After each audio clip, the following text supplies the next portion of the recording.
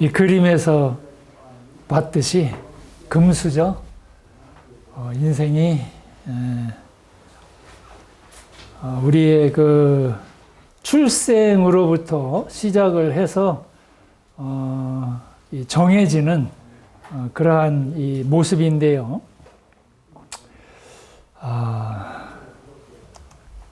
금수저입니다.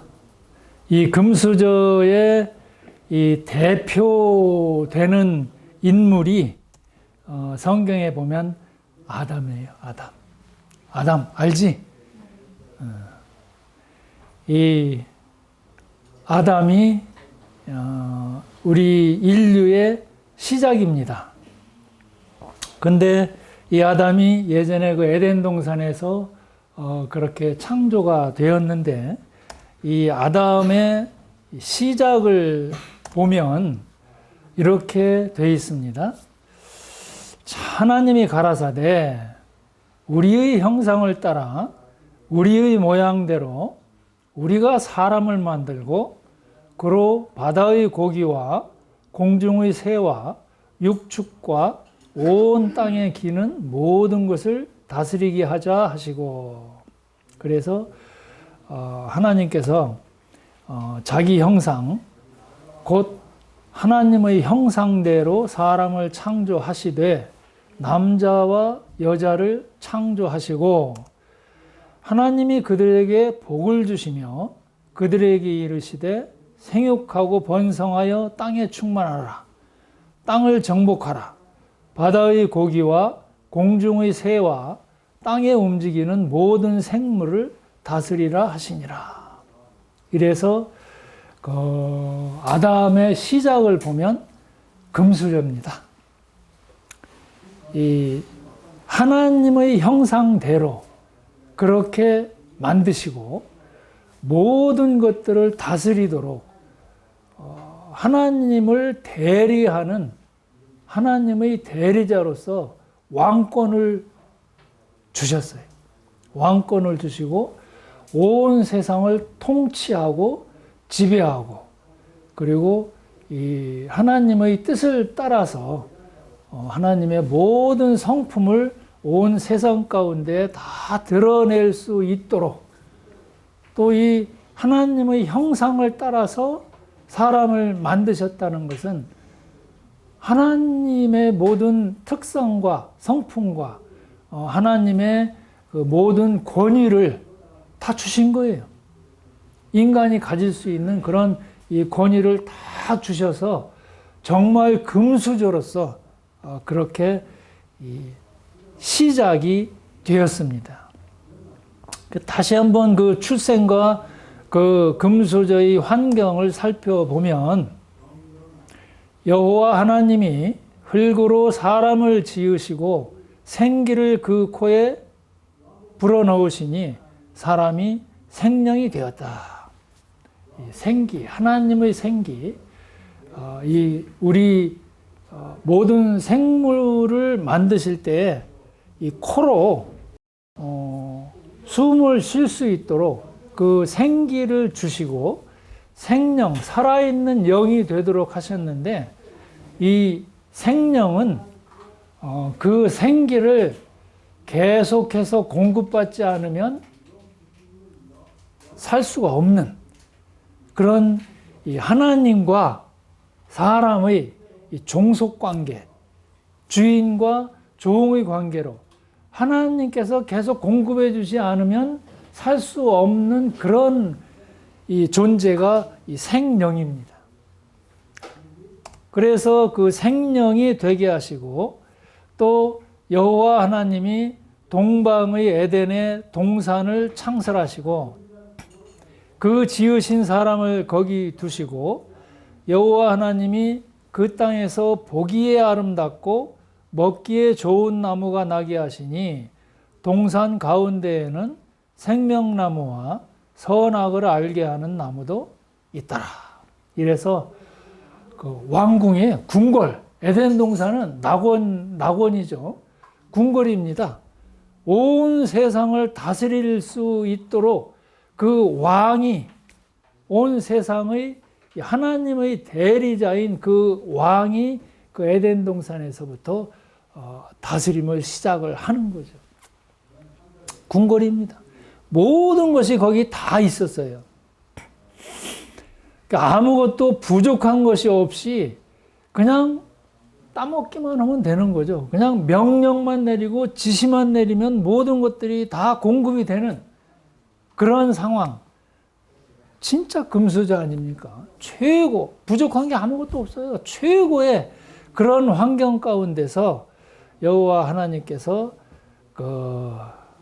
오직 가운데, 동산 가운데 생명나무와 선악을 알게 하는 나무를 함께 두셨다. 이것은 이 왕으로서 그렇게 임무를 부여해 주셨지만 여호와 하나님이 그 사람을 이끌어 에덴 동산에 두사 그것을 다스리며 지키게 하시는 그런 권위, 그런 아주 높은 신분을 주셨지만 그러나 그 왕에게 또 책임도 주셨어요. 의무도 주시고 하나님과 사람 사이를 구분할 수 있도록 그렇게 여호와 하나님이 창세기 2장 16절에 보면 여호와 하나님이 그 사람에게 명하여 가라사대 동산 각종 나무의 실과는 네가 임의로 먹되 마음대로 그렇게 먹되 선악을 알게 하는 나무의 실과는 먹지 말라. 내가 먹는 날에는 정령 죽으리라.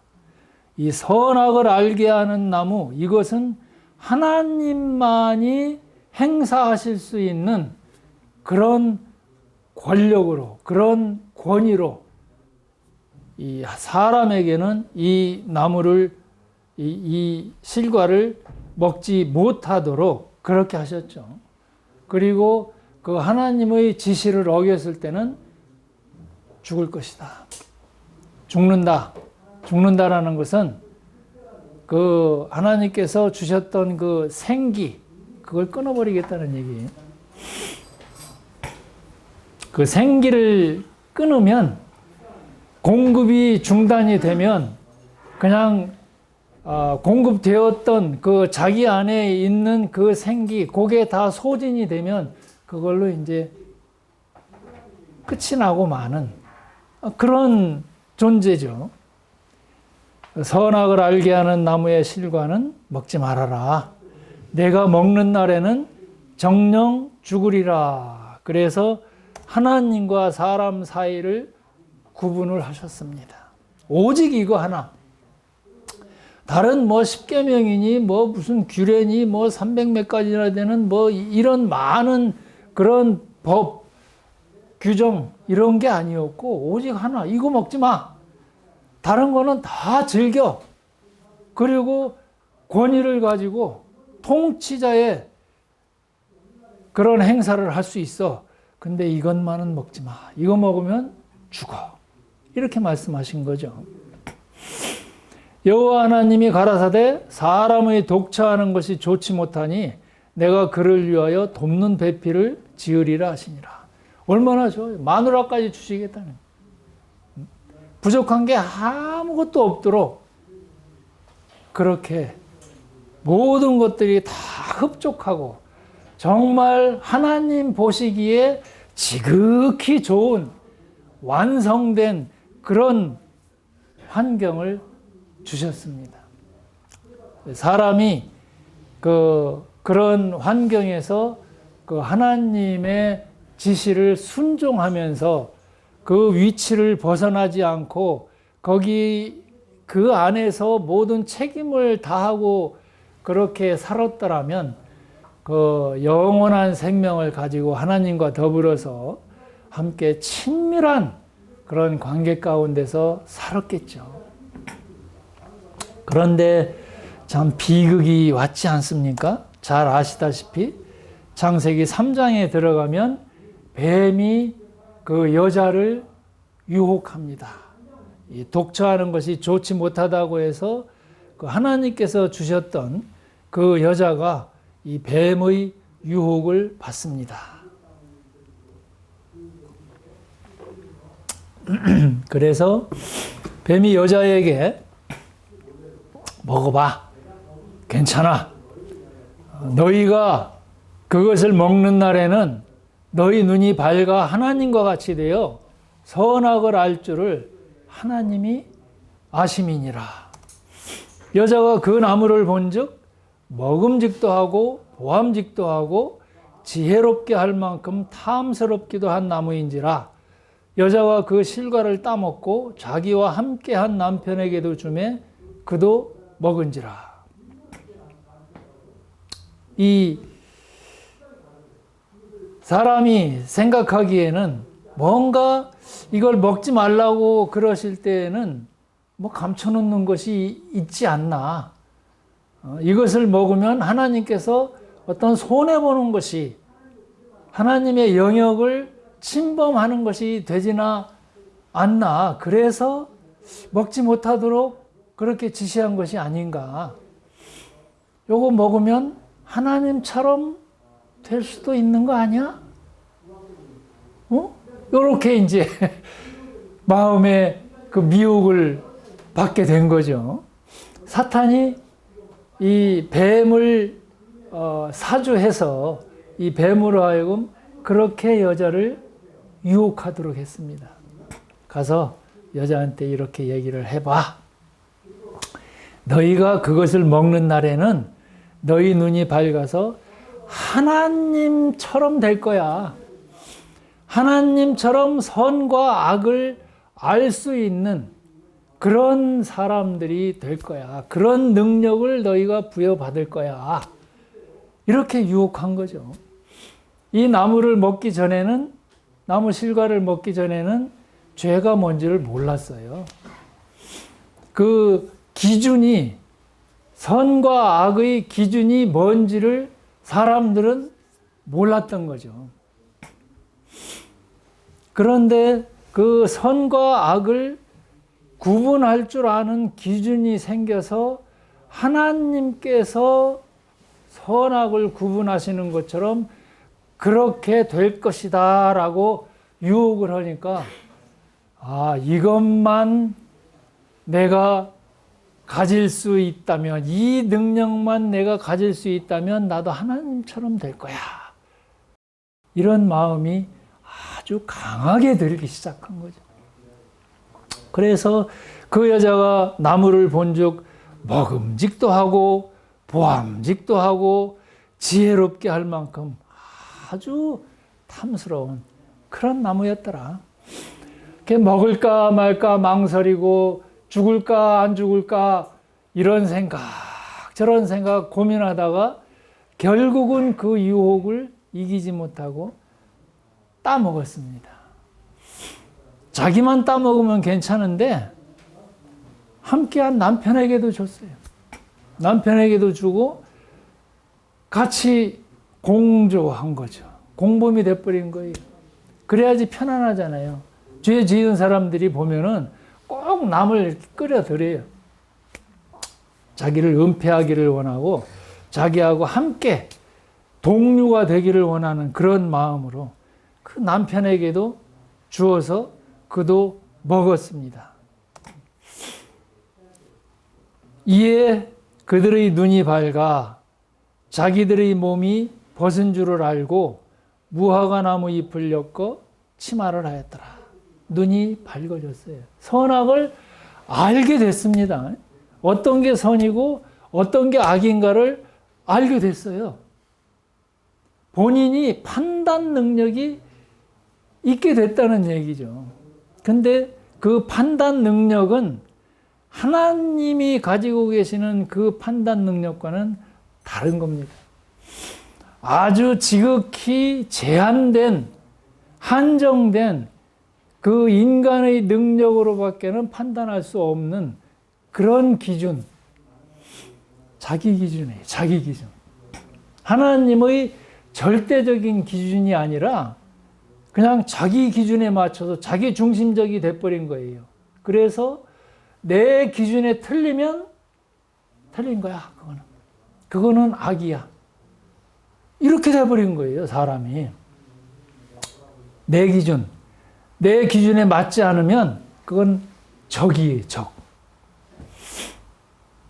그래서 그 여자, 남자, 사람이 자기 눈이 밝기는 밝았지만 지극히 한정된 그런 기준을 가지고 바라보니까 벗었다. 내가 수치스럽구나.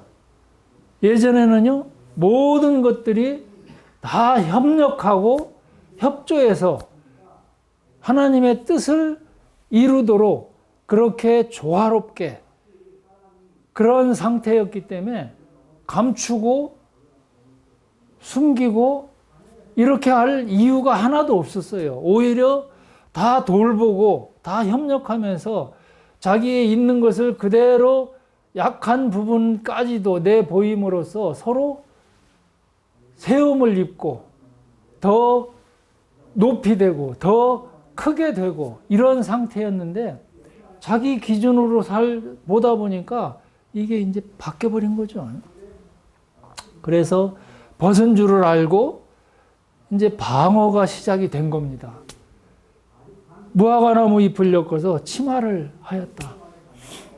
하나님을 반역해서 사탄의 말을 듣고 하나님의 그 지시를 깨뜨리고 사탄의 말을 듣고 하나님의 말을 무시하고 하나님을 반역해버린 거예요, 사람이. 그리고 나서는 하나님을 향한 방어가 시작이 됩니다. 이게 무화과나무 잎을 엮어서 치마를 해서 자기의 수치를 가리고 하나님으로부터 멀어지고 하나님에게서 숨고 하나님께 발각되지 않도록 자기 마음이 들키지 않도록 그렇게 방어하는 그런 존재가 돼버리고 말았습니다. 근데 그런다고 해서 하나님이 모르십니까? 이 무화과나무 잎이라는 것은요, 오래가지를 못하는 거죠. 그게 햇빛에 말라버리면 그냥 그대로 다 드러나게 되는 그러한 참 연약한 방어 수단 밖에는 되지가 않는 거죠. 그래서 사람은 추락했습니다. 그 금수저로부터 빠져나와서 추락하기 시작했어요. 그래서 하나님께서 이 사람들, 반역죄를 지은 이 사람들을 향해서 이렇게 말씀하십니다. 여호와 하나님이 가라사대 보라, 이 사람이 선악을 아는 일에 우리 중 하나같이 되었으니 그가 그 손을 들어 생명나무 실과도 따먹고 영생할까 하노라 하시고,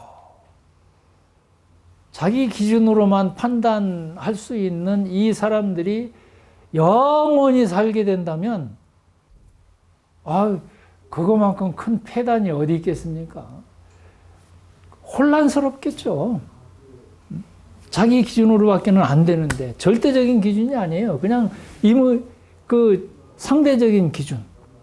내가 좋으면 그건 선한 것이고 내게 나쁘면 그건 악한, 이런 기준으로밖에는 판단할 수가 없는데 그런 기준 능력을 가지고 영원히 산다? 그거 큰 일나는 겁니다. 그래서 그 영생나무 실과를 따먹는 것을 금지하셨어요. 그래서 창세기 3장 23절에는 여호와 하나님이 에덴 동산에서 그 사람을 내어보내어 그의 근본된 토지를 갈게 하셨다.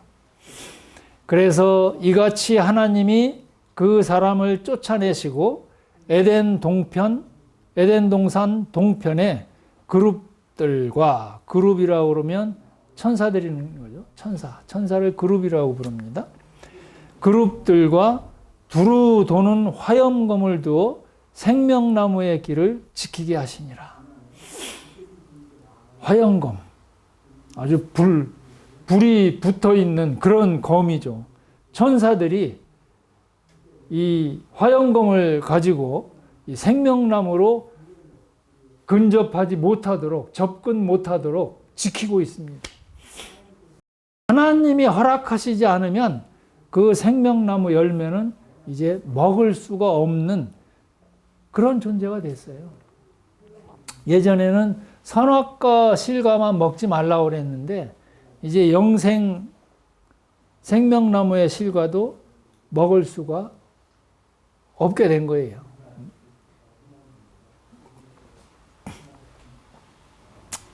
생명나무의 길을 지키게 하시니라.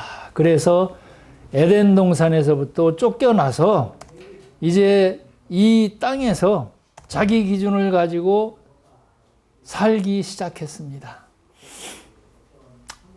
이 오염되기 시작한 그 땅 위에서 그 오염된 세상에서 태어나서 이 오염된 세상의 기준을 가지고 그 원리대로 살면서 그 오염된 세상이 가는 그 지옥으로 갈 수밖에 없는 그런 운명, 참 금수저가 이제는 폭삭 망해가지고 완전히 흙수저도 아니고, 흙수저 밑이 뭐예요? X수저. 그렇게 그냥 전락해버렸습니다. 그 에덴 동산에서부터 쫓겨난 그 아담과 하와가 잉태하여서 가인을 낳았습니다. 첫 아들 가인을 낳았고, 또 가인의 아우 아벨을 낳았는데 아벨은 양치는 자이었고 가인은 농사하는 자였더라. 두 아들을 낳았습니다. 세월이 지난 후에 가인은 땅의 소산으로 제물을 삼아 여호와께 드렸고, 아벨은 자기도 양의 첫 새끼와 그 기름으로 드렸더니 여호와께서 아벨과 그 제물은 연락하셨으나 가인과 그 제물은 연락하지 아니하신지라. 가인이 심히 분하여 안색이 변했다. 자기 기준을 가지고 제사 드린 거예요. 하나님 앞에 나가는 것도 자기 기준대로, 자기가 옳다고 생각하는 대로 하나님께 제물을 가지고 가고 제사를 드렸어요. 자기 기준이에요. 하나님의 기준대로 제사를 드리고 하나님의 기준대로 제물을 드려야지 제사를 받으시는 거죠. 제사 받으시는 분의 마음에 들어야지 되는 건데, 이것은 자기 기준으로 해놓고 그 기준이 무시당하니까 화를 낸 거예요. 가인이 심히 분하여 안색이 변했다. 내 기준이 좋지 못하는 거냐? 이렇게 해서 하나님께 반기를 들고 그렇게 돼버린 거죠. 이 자기 기준을 버려야 됩니다, 사실은. 자기 기준을 버려야 돼요. 이 자기 기준을 버리는 것이 회개입니다. 회개. 마음을 바꾸는 거예요. 나는 틀렸어. 하나님이 옳아. 하나님은 무조건 옳으신 분이야. 하나님은 거룩한 분이시고 하나님은 절대적인 분이시기 때문에 하나님이 다 옳아. 이래서 마음을 바꾸는 것, 하나님을 향해서 돌아서는 것이 회개죠. 이 자기 기준대로 살다 보면 결국 그 결과는 타락인데요. 가인에게 하나님은 이렇게 말씀하십니다. 그 분노하고 심히 안색이 변할 정도로 그렇게 분해했던 그 가인을 향해서 하나님께서 내가 선을 행하면 어찌 낯을 들지 못하겠느냐. 선을 행치 아니하면 죄가 문에 엎드리느니라. 죄의 소원은 내게 있으나 너는 죄를 다스릴지니라. 선이라는 것은요, 우리가 생각하는 그런 어떤 도덕적인 그런 선이 아닙니다. 성경에서 얘기하는 선은 하나님을 영화롭게 해드리는 모든 것을 선이라고 해요. 하나님을 영화롭게 해드리지 않고 자기의 기대와 자기의 목적을 위해서 자기에게 이익되는 것들을 위해서 제사를 드리고 그 일을 위해서 자기 인생을 걸었다? 그것은 하나님과는 상관없는 하나님으로부터 단절된 그런 죄의 모습일 뿐입니다. 그래서 하나님이 그렇게 말씀하시는 거예요. 내가 선을 행하면 어찌 낯을 들지 못하겠느냐. 당당할 수 있는데 하나님을 향해서 하나님께 영광 돌려드리고 하나님을 영화롭게 했다면 하나님 앞에 당당하게 제사를 드릴 수 있는데 그렇지 못했기 때문에 낯을 들지 못한다. 선을 행치 아니하면 죄가 문에 엎드린다. 우리 마음문 밖에요. 항상 죄가 거기서 도사리고 있습니다. 마음문 바로 밖에서 죄가 도사리고 있다가 그 사람이 죄에 대해서 마음문을 열었다 하면 죄는 바로 들어와요. 바로 들어와서 아주 우리 마음 안 깊은 곳에 그 자기 자리를 또아리를 틀고 거기 좌정해서 이제 그 사람을 노예로 부립니다. 노예로. 죄의 노예로 부려요. 그래서 죄의 소원은 내게 있지만 너는 죄를 다스릴지니라. 그 죄를 다스리고 죄를 통치하지 못하면 통제하지 못하면 너는 죄에게 노예가 될 수밖에 없다. 그렇게 말씀하고 계십니다. 근데 이 가인이 불쾌했던 거죠. 그래서 그 가인이 그 아우 아벨에게 얘기했습니다. 내가 뭐 잘못했냐? 아우는 얘기했겠죠. 하나님께 제사 드리는 것은 하나님의 마음에 들도록 드려야 된다라고 얘기를 했겠죠. 근데 그것이 시기심을 불러왔습니다. 그래서 그 후 그들이 들에 있을 때에 가인이 그 아우 아벨을 쳐 죽였다. 쳐 죽였어요. 이 동족, 친족 살해, 맨 처음에 나타나는 그 모습이 친족 살해입니다. 다른 사람에 대한 이 시기, 그리고 자기 욕심, 이런 것들이 그렇게 살인까지 불러 일으키는 거죠. 여호와께서 가인에게 이르시되 내 아우 아벨이 어디 있느냐? 그가 가로되 내가 알지 못하나이다. 내가 내 아우를 지키는 자니이까? 아마 아벨을 쳐 죽이놓고 발각되지 않도록 하기 위해서 땅에다 묻었겠죠. 어디 있느냐? 어디다가 묻혔느냐?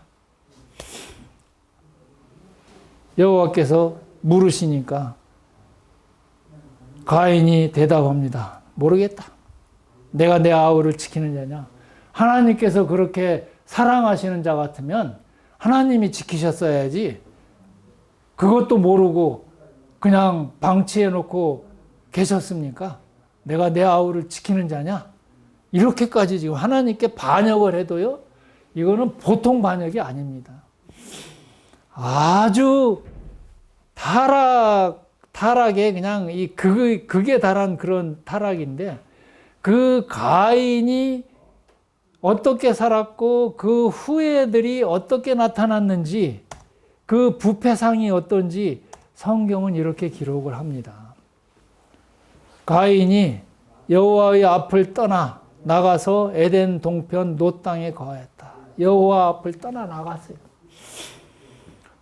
여호와 앞에 회개하고 돌아왔더라면 용서받았을 건데, 그래서 그 제사를 다시 받으셨을 건데 여호와 앞을 떠나 나갔다. 이거는 자기 마음대로 살아보겠다는 얘기예요. 뭐 어떻게 되든 좋다. 하나님 이제 필요 없다. 앞을 떠나 나가버렸어요. 그래서 그 후예들은 이렇게 됐습니다. 이 가인의 후예들의 모습이에요.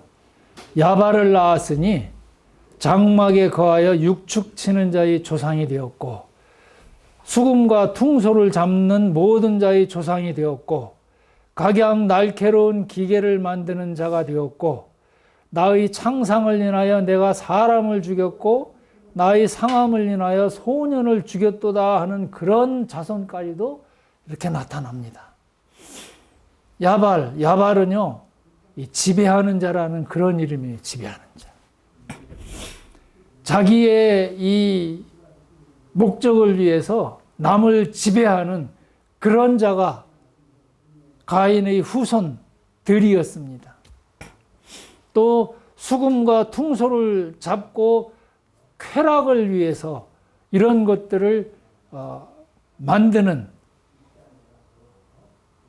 자의 조상이 되었고, 또 각양 날카로운 기계를 만들어서 그걸로 사람을 위협하고 협박해서 자기 이득을 취하는, 철저하게 자기 방어를 위하고 남을 너 죽고 나 살자, 한마디로 너 죽고 나 살자 하는, 한자에서 보면은요, 나자가요, 손수자 옆에요, 손수변에 창 들고 있는, 내 손에 창 들고 있는 요게 나예요. 나자가 그래요. 철저하게 부패된 그런 삶을 사는 자들이 이 가인의 후예들이었습니다. 그렇게 부패할 수밖에 없어요. 그래서 사람은요, 성경에 보면 몇 세, 뭐 오래 살기는 살았지만 몇 세, 900 몇 세를 살고 향수하고 죽었더라. 다 죽어요. 그냥 죽었더라. 이게 구약에 나오는 사람의 부패된 삶의 끝이 이렇습니다. 그런데요, 이거는 뭡니까? 숟가락. 흙수저. 아담은 그렇게 금수저로 태어나가지고, 금수저 물고 태어나가지고, 그렇게 부패해가지고, 완전히 몰락했지만, 여기 흙수저를 물고 태어난 예수라는 분이 계셔요. 오늘 이 금수저와 흙수저를 비교해 보기를 원해요. 이 흙수저 예수님의 이 시작은 어떻게 되느냐면요, 우리 다 아시다시피 예수 그리스도의 나심이 이러하니라. 그 모친 마리아가 요셉과 정혼하고 동거하기 전에 성령으로 잉태된 것이 나타났더니 아들을 낳으리니 이름을 예수라 하라. 이는 그가 자기 백성을 저희 죄에서 구원할 자이심이라 하니라. 보라, 처녀가 잉태하여 아들을 낳을 것이요 그 이름은 임마누엘이라 하리라 하셨으니 이를 번역한즉 하나님이 우리와 함께 계시다 함이라. 정혼은 이스라엘 사람들의, 유태인들의 이 결혼 이 관습을 보면 정혼이라는 게 있어요. 약혼이죠, 약혼. 혼인식을 치르기 전에 약혼을 먼저 합니다. 그런 후에 정식 혼인식을 치르고 둘이서 이제 함께 살게 되는데, 그 정혼하고 동거하기도 전에 성령으로 잉태된 것이 나타났다. 이거는 사생자 아닙니까, 이거? 잘못하면은 이게 이 손가락질 받고요. 예전에는 이 돌로 맞아 죽을 그런 일인데, 예수님은 그렇게 시작을 하셨어요.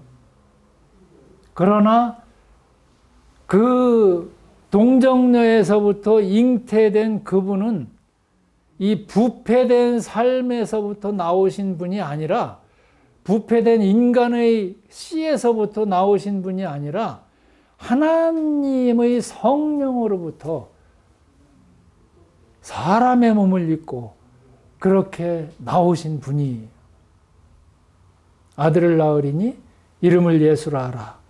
이는 그가 자기 백성을 저희 죄에서 구원할 자이심이라 하니라.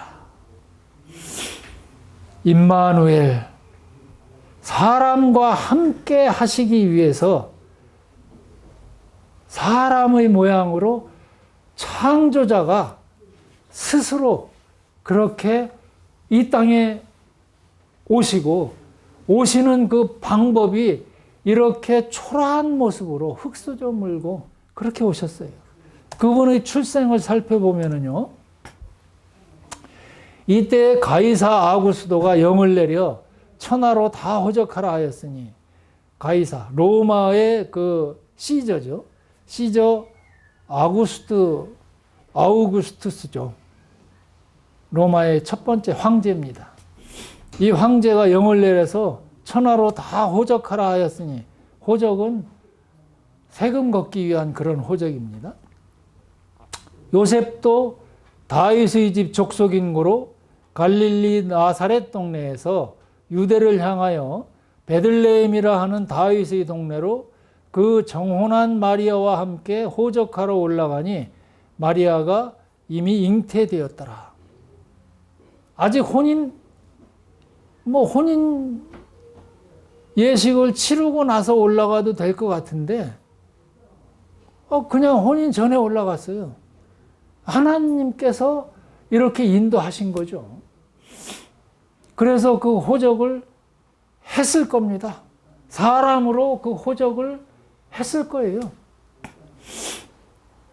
아마 그 호적부가 아직까지 존속을 한다면 거기 예수의 이름도 있을 겁니다. 맏아들을 낳아 강보로 싸서 구유에 뉘었으니 이는 사관에 있을 곳이 없음이로라. 맏아들을 낳아서 포대기로 둘러싸가지고 말 먹이 통, 여물통, 요즘같이 정말 따뜻하고 깨끗하고 그런 어떤 병원이나 이런 데서 난 게 아니고 여물통 그 위에다 놔뒀어요. 그 짐승들이 먹는 그 다른 데 놀 데가 없으니까 거기에라도 놔가지고, 짐승들이 사는 곳은 지푸라기들 이런 것들 놓여있고 펼쳐져 있고 얼마나 지저분합니까? 그래도 그 중에 제일로 놀만한 곳이 요 여물통밖에 없으니까 강보로 싸가지고 거기 위에 놨어요. 흙수저. 요렇게 태어나셨어요. 정말 아무것도 가진 것 없이 준비된 어떤 상황이 아니라 갑작스럽게 이렇게 일어나가지고 그냥 오셔서 이렇게 초라한 모습으로 그렇게 오셨습니다. 출생을 하셨습니다. 그러나 그럼에도 불구하고 그 예수님께서는요, 임마누엘이라는 참 함께 사람과 있고 싶으셔서, 사람을 구원하시고 사람을 사랑하셔서 함께 있고 싶은 그런 애절한 마음으로 이렇게 오셨습니다. 빌립보서는 이렇게 말씀을 하셔요. 그는 근본 하나님의 본체시나 하나님과 동등됨을 취할 것으로 여기지 아니하시고 오히려 자기를 비워 종의 형체를 가져 사람들과 같이 되었고, 창조주가 종의 형체를 가져서 사람은요 하나님으로부터 지시를 받고 살아야지만 복이 있고 영원한 삶을 살아요. 종의 형체를 가지지 않으면 사람은 못 사는데요. 이 창조주이셨던 예수님께서 그렇게 오셨어요. 종의 형체를 가져서 사람들과 같이 되었고 사람의 모양으로 나타나셨음에 자기를 낮추시고 죽기까지 복종하셨으니 곧 십자가에 죽으심이라. 사람은 한 번 나면 반드시 죽습니다. 이 죽음을 맛보시기 위해서 십자가의 죽음을 택하시고 그 십자가의 죽음을 통해서 우리의 모든 죄를 속죄, 우리 대신에 예수님께서 그 죄값을 치르시기 위해서 십자가 위에서 그렇게 무죄하심에도 불구하고 돌아가셨습니다. 거기까지 십자가의 죽음에까지 사랑하신 그런 하나님이셔요. 우리 사람과 함께 하기를 원하셔서. 그리고 나중에는요, 그 모습 그대로 영원히 계실 겁니다. 이 사람의 모습으로 영원히 계실 거예요, 하늘나라에서도. 그래야지 우리도 똑같이 예수님을, 그 예수님 안에서 예수님과 더불어서 함께 있게 되겠죠. 그러나 그런 하나님, 임마누엘의 하나님이심에도 불구하고 사람들은 거절합니다. 그는 실로 우리의 질고를 지고 우리의 슬픔을 당하였거늘 우리는 생각하기를 그는 징벌을 받아서 하나님에게 맞으며 고난을 당한다 하였노라. 그가 찔림은 우리의 허물을 인함이요 그가 상함은 우리의 죄악을 인함이라. 그가 징계를 받음으로 우리가 평화를 누리고 그가 채찍에 맞음으로 우리가 나음을 입었도다. 이렇게 십자가의 고난이 아니었다라면 우리는요, 우리 힘으로만 어떻게 좀 해볼기라고 열심내다가 아무것도 이룬 것 없이 하나님의 기뻐하심을 받지 못하는 그러한 상태로 하나님으로부터 거절당하는 그러한 상태로 죽을 겁니다. 그러나 이 임마누엘 되시는 이 예수님께서 대신, 우리 대신 그렇게 죽으셨어요. 우리는 다 양 같아서 그릇 행하여 각기 제 길로 갔거늘 여호와께서는 우리 무리의 죄악을 그에게 담당시키셨도다. 다 제 길로 갔습니다, 우리는. 그래서 자기 기준을 따라 살았지만 하나님 앞에 아무것도 내놓을 것도 없고 하나님께서 기뻐 받으시지 않지만 그 우리의 모든 죄악을 그분 예수님에게 대신 담당하게 하셔서 이렇게 초청하고 계십니다. 예수께서 들으시고 이르시되 건강한 자에게는 의원이 쓸데없고 병든 자에게라야 쓸데있느니라. 자기 잘났다고 나는 이 정도 되면은 괜찮지 않냐고 하나님께서 기쁘게 받으시지 않겠느냐고 그렇게 주장하는 바리새인들을 향해서 예수님께서 지금 이렇게 말씀하고 계시는 거예요. 건강한 자에게는 의원이 쓸데없고 병든 자에게라야 쓸데있다. 너희는 가서 내가 긍휼을 원하고 제사를 원치 아니하노라 하신 뜻이 무엇인지 배우라. 내가 의인을 부르러 온 것이 아니요 죄인을 부르러 왔노라 하시니라. 자기 스스로가 하나님 앞에 나갈 수 없는 죄인이라는 것을 아는 자만이 이 예수님을 찾는 거죠. 인자에 온 것은 잃어버린 자를 찾아 구원하려 함이니라. 이렇게 초청하고 계십니다. 예수님께서 오라고. 아들을 믿는 자는 영생이 있고 아들을 순종치 아니하는 자는 영생을 보지 못하고 도리어 하나님의 진노가 그 위에 머물러 있느니라. 이 구원을 주시기 위해서, 이 죄를 용서하시기 위해서 예수님께서 오셨어요. 그래서 시간이 좀 갔지만 잠깐만 더 살펴보고 이 금수저와 흙수저의 대조점을 한번 살펴보도록 하시겠습니다. 로마서 5장 12절은 이렇게 얘기를 해요. 이러므로 한 사람으로 말미암아 죄가 세상에 들어오고 죄로 말미암아 사망이 왔나니 이와 같이 모든 사람이 죄를 지었으므로 사망이 모든 사람에게 이르렀느니라. 아담 한 사람으로 인해서 이렇게 모든 사람들이 몰락하는 그러한 운명에 처해졌습니다. 그러나 이 은사는 선물이죠. 공짜로 주시는 이 은사는 그 범죄와 같지 아니하니 곧 한 사람의 범죄를 인하여 많은 사람이 죽었은즉 더욱 하나님의 은혜와 또는 한 사람 예수 그리스도의 은혜로 말미암은 선물이 많은 사람에게 넘쳤으리라. 이 선물을 주기를 원하셔요. 하나님께서 이 범죄에서 참 비참하게 참 몰락해가는 이 사람들을 애틋하게 보시고 참 애통하는 그런 마음으로 이 선물을 주셨는데 이 그리스도라는 선물을 주신 거예요. 예수 그리스도의 은혜로 말미암은 선물이 많은 사람에게 넘쳤으리라.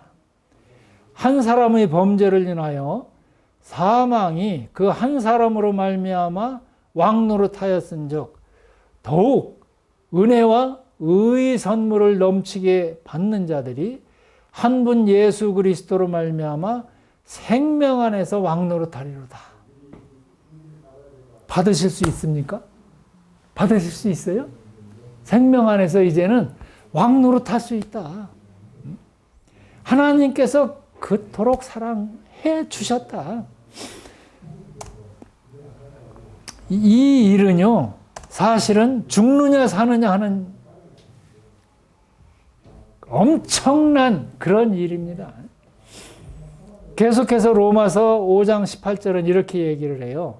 그런즉 한 범죄로 많은 사람이 정죄에 이른 것 같이, 정죄라는 건 심판, 이 죄를 정했다라는 얘기예요. 넌 죽어, 넌 사형, 이런 얘기죠. 정죄에 이른 것 같이 의의 한 행동으로 말미암아 그리스도 예수의 이 의로운 한 행동, 옳은 행동으로 말미암아 많은 사람이 의롭다 하심을 받아 생명에 이르렀다. 의로운 삶을 못 산다 하더라도 그렇게 하나님께서 판결을 해 주셨어요. 왜? 예수님께서 대신 치러 주셨기 때문에 그 의롭다 하심을 받아서 생명에 이르렀다.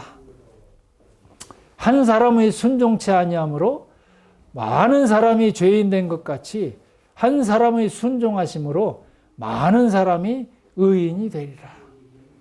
이 순종치 아니한 한 사람은 아담을 얘기하죠. 이 아담 한 사람으로 인해서 많은 사람이 죄인이 되었습니다. 그러나 한 사람의 순종, 예수님의 순종하심으로 인해서 많은 사람이 의인이 될 것이다. 이는 죄가 사망 안에서 왕노릇한 것 같이 은혜도 또한 의로 말미암아 왕노릇하여 우리 주 예수 그리스도로 말미암아 영생에 이르게 하려 함이니라.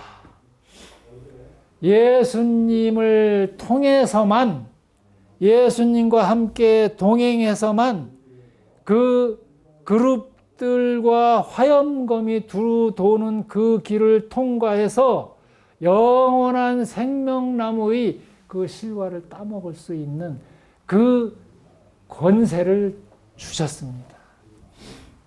하나님께서 예수님이라는 그 길을 걸어오도록 허락하시고 그 예수님을 통해서 영원한 생명을 우리에게 주셨어요. 그 사실을 믿고 하나님께 내 모든 것을 맡기고 내 생과 살을 맡겨드리고 하나님을 따르겠다라고 마음의 각오를 하시면 하나님은 불쌍히 보시고 긍휼히 여기셔서 우리를 끄집어내십니다. 그리고 생명나무 실과를 내주셨습니다. 내주셨어요. 그리스도 예수를 우리 마음 가운데 심어주십니다. 믿으시겠죠? 기도하시겠습니다. 아버지 하나님, 고맙습니다. 우리에게 이렇게 큰 은혜를 주신 것을 참 감사를 드립니다.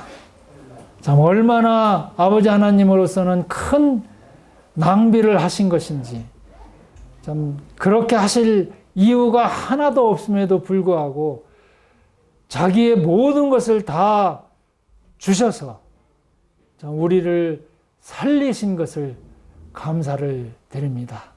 영광 받으시옵소서. 예수님 이름으로 기도를 드립니다. 아멘.